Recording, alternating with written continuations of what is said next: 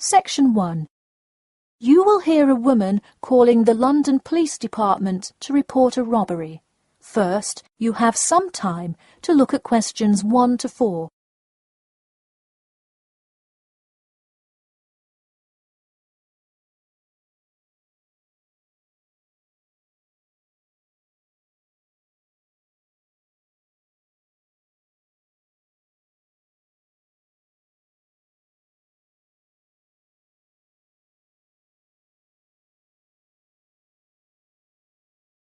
You will see that there is an example which has been done for you. On this occasion only, the conversation relating to this will be played first. Hello, London Police Department. Yes, I would like to report a robbery.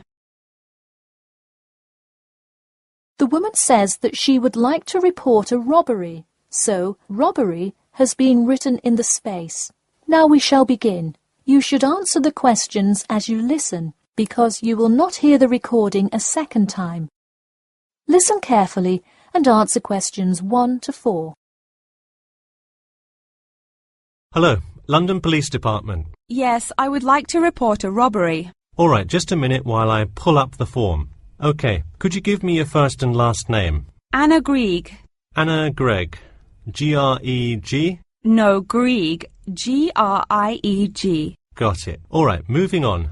Gender, female. Date of birth? 15th of March, 1980. All right, thanks. Just a few more personal information questions, and then we can address your claim.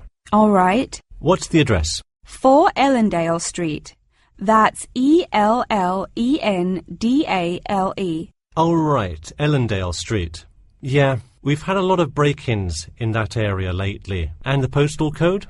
W5 2AT. And are you a citizen of the UK? No. OK. What type of citizenship do you have? Well, I lived in the United States for most of my life, but I am actually of Grenadian nationality. OK. So is that the country that issued your passport? Yes. All right. Before you hear the rest of the conversation, you have some time to look at questions 5 to 10.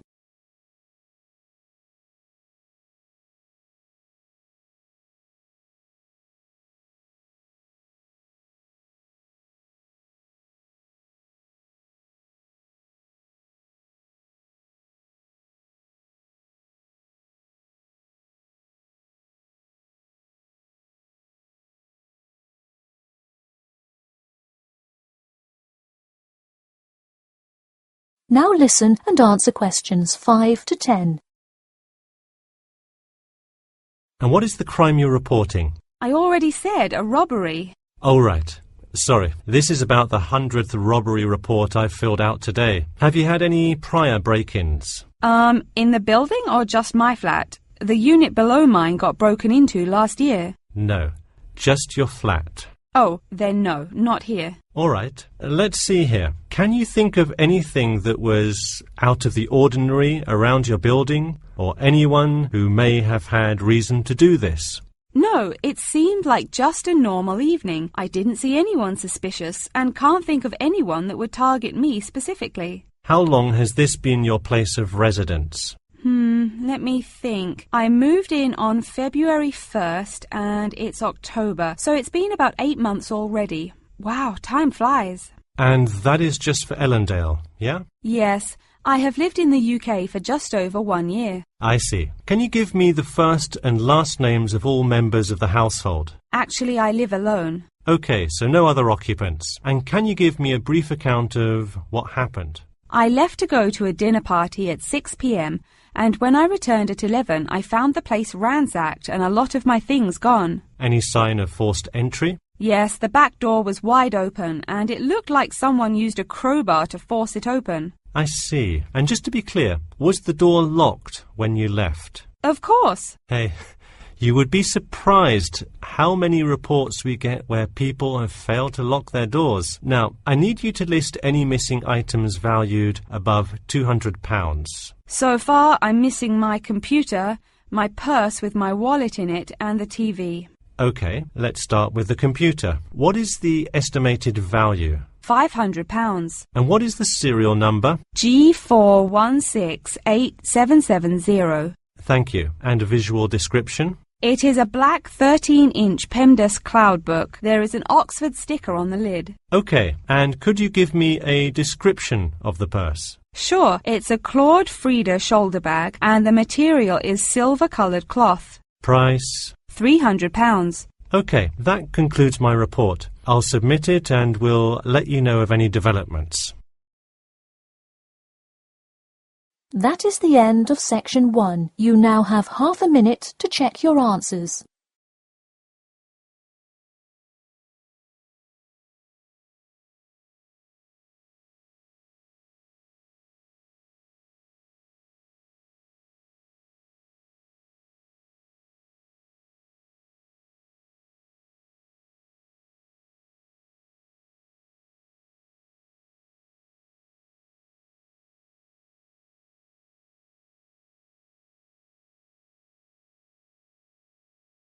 Now turn to section 2.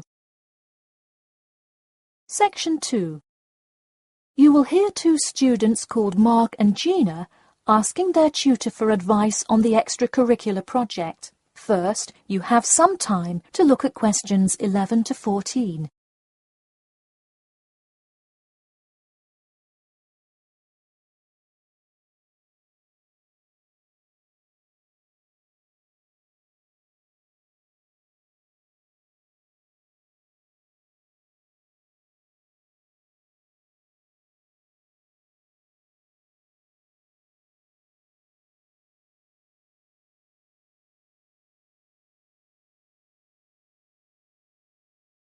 Now listen carefully and answer questions 11 to 14. Hi Mark. Hi Gina. What can I help you with? So we were hoping you could help us with this extracurricular project. Sure. What is the topic? Attending business school. This sounds like a great idea. So you're going to explain the requirements for getting into business school? Not exactly. It will be more broadly about the experience, the academics, accommodation, and social experience that comes with being part of the business school. I see. So would your audience be the general public? Well, we would probably want more to focus on members of the institution. We would especially like to reach individual applicants to the business school. I see. Now, what form will this information be? You could give a talk to all the summer courses. All you'd need is permission from the course director. Or you could pass out information outside the student union. Those are both good ideas. What about sending out pamphlets in the mail? Most college students never check their mail. Maybe you could make a video and show it on campus. That's a great idea. We'll do the video. Great. And as members of the business school, do you have an incentive to attract new students? If so, this idea is a great way to do that. No, the idea actually came about because of how much students like us worry about their studies. Yeah, when I got into business school, there were a lot of things I had not prepared for, so the video would cover a lot of things Mark and I wish we had known upon entering business school. Right. Before you hear the rest of the talk, you have some time to look at questions 15 to 20.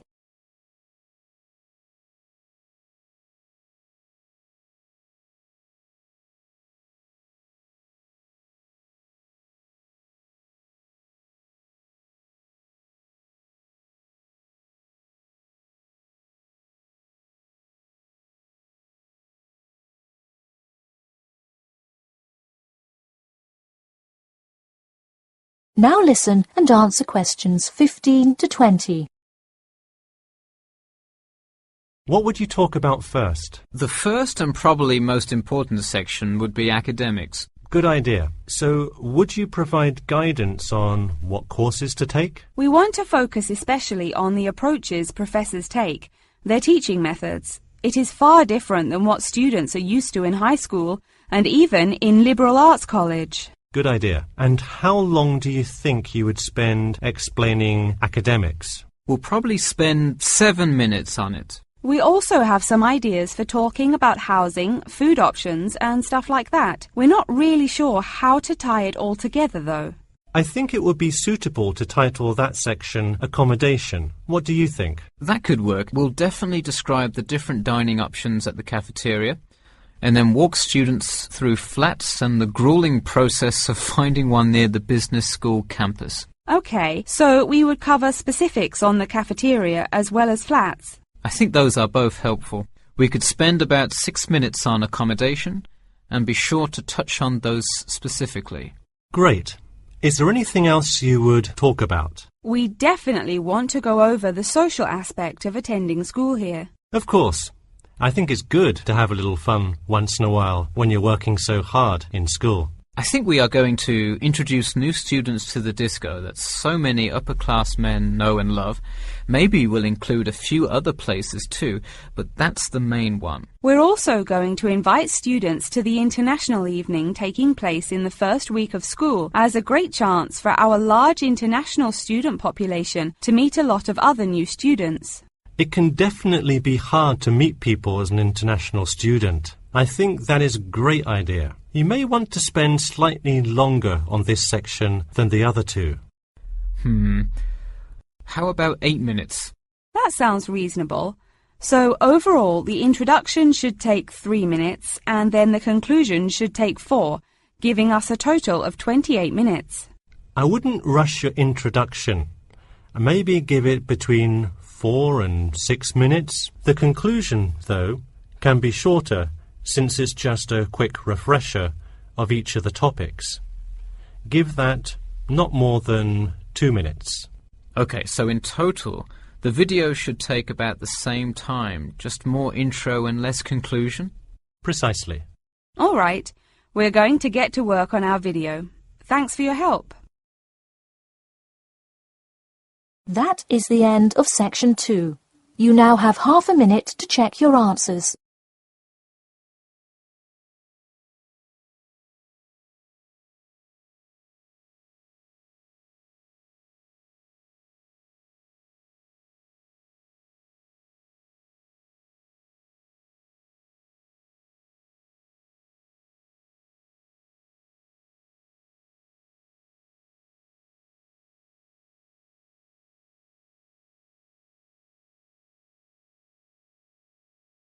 Now turn to section 3. Section 3.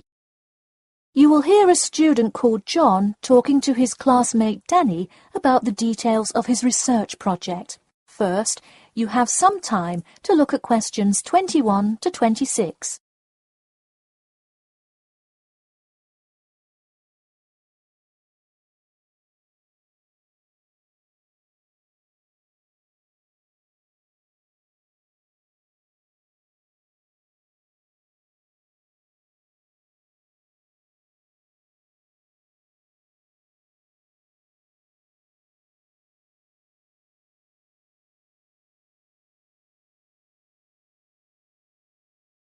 Now, listen carefully and answer questions 21 to 26. So, tell me about your research project, John. I created a questionnaire for the study to determine people's opinions of the relative feasibility of earning a living in Brisbane. Oh, cool. How is it scored? Are they all multiple choice questions? Well, the questions consist primarily of yes or no responses. There are 2 free response questions at the end. Participants will use a computer to fill in their answers. That way, it is really easy to analyze the data afterward. Great. It sounds like you have a pretty solid idea of what you should do. Just don't forget to submit a copy of your plans to Professor Curran by the 15th. Oh, I almost forgot. You don't do it for the high grade or a praise, but he can review and give you feedback. Right, that will be helpful. He has been conducting studies like this for 30 years now. Yep. Oh, and I'm curious. Are you going to be in the room giving subjects directions for the questionnaire? Well, I think the instructions will be provided by another representative who will not be analysing the data. I want them to feel they can answer and be completely anonymous, so I will not be in the room. Anonymity is really important for this study. I agree. Good idea. You should tell the representative to remind subjects to fully consider both sides of each issue. Sometimes it's really easy to immediately check yes or no without stopping to think about it completely. That's so true. It's like a race to finish the questionnaire first or something. I'll make sure to include that in the instructions. This report has to be perfect. Wow, what's the big deal? I know it's part of your grades and all. Well, it's that, but also a well-executed study could grab the attention of faculty in the department, which would be a huge deal. So, for attention? No, silly. I mean, I could really gain the respect of professors who may later take me on as a graduate student in their labs. Oh, I see. Before you hear the rest of the talk, you have some time to look at questions 27 to 30.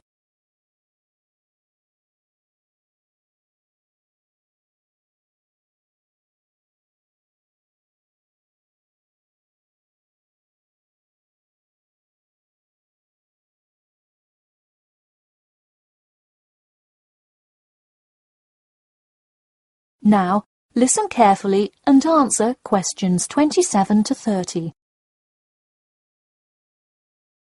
Let me take a look at the survey. Wow, this looks great. The map of the median income by region is a great tool. Where did you find it?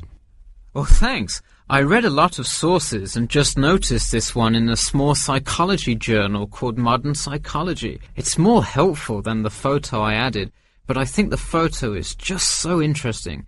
It was in the newspaper last year during that huge wage strike. It's great. Probably not necessary, but it looks great. I don't understand. What is WKRX's involvement here? Oh, the radio station agreed to sponsor the study if I play their station in the room. Wow, interesting. So you don't have to pay for any of this? Exactly. Nice. Where did you get that idea?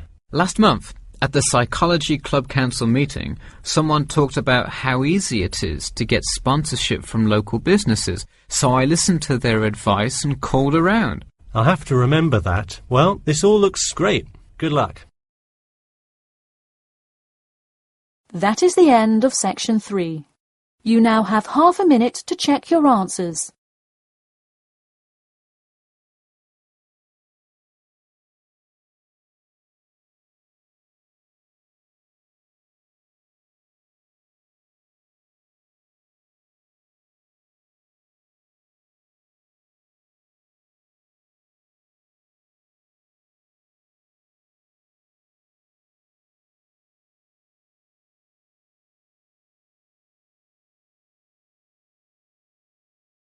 Now turn to section 4. Section 4. You will hear the beginning of a lecture about the Pleasanton Town Market. First, you have some time to look at questions 31 to 40.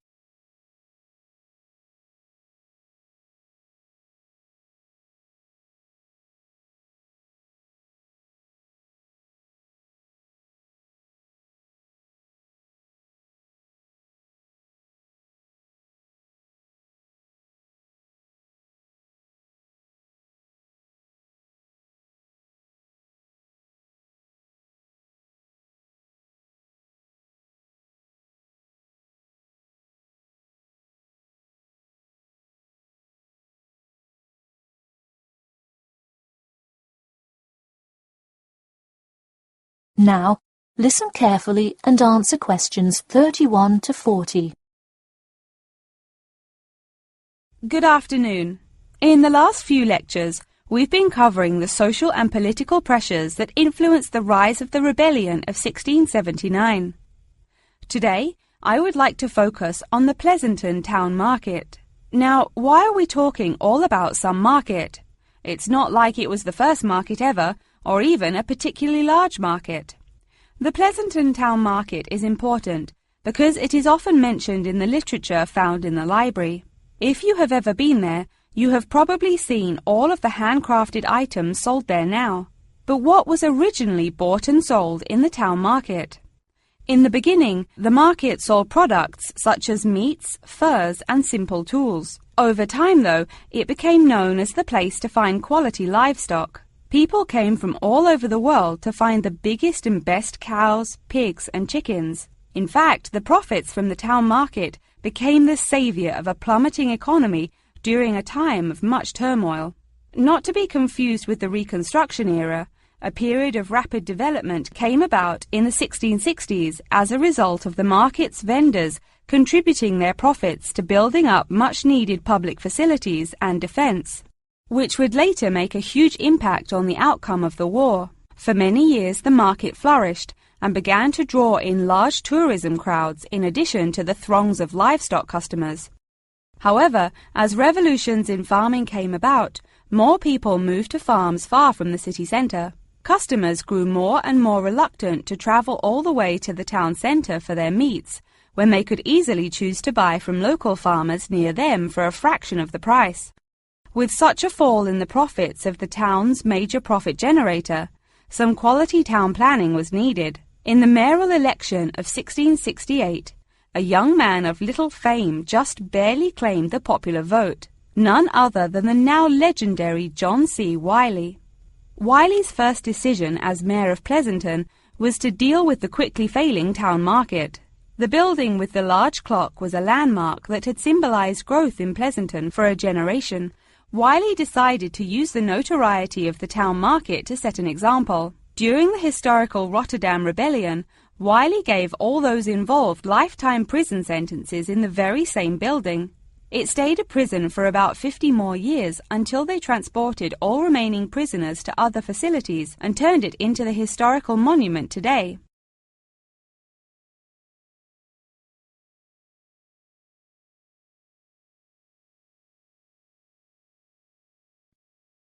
Now that you know the basics of the history of the Pleasanton Town Market, I will introduce your next group project.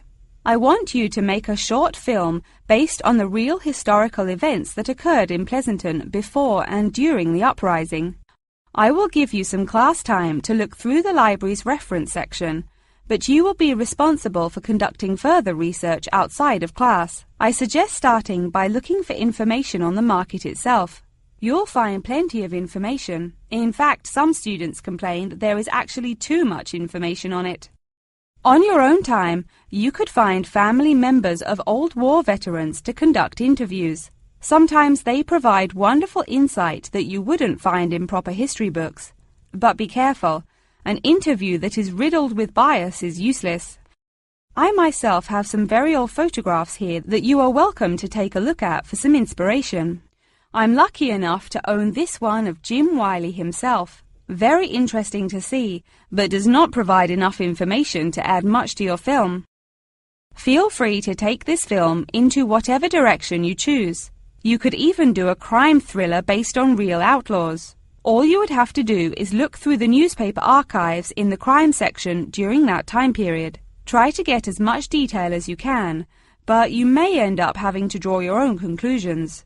Okay, that's enough from me, so let's go on to... That is the end of section 4. You now have half a minute to check your answers.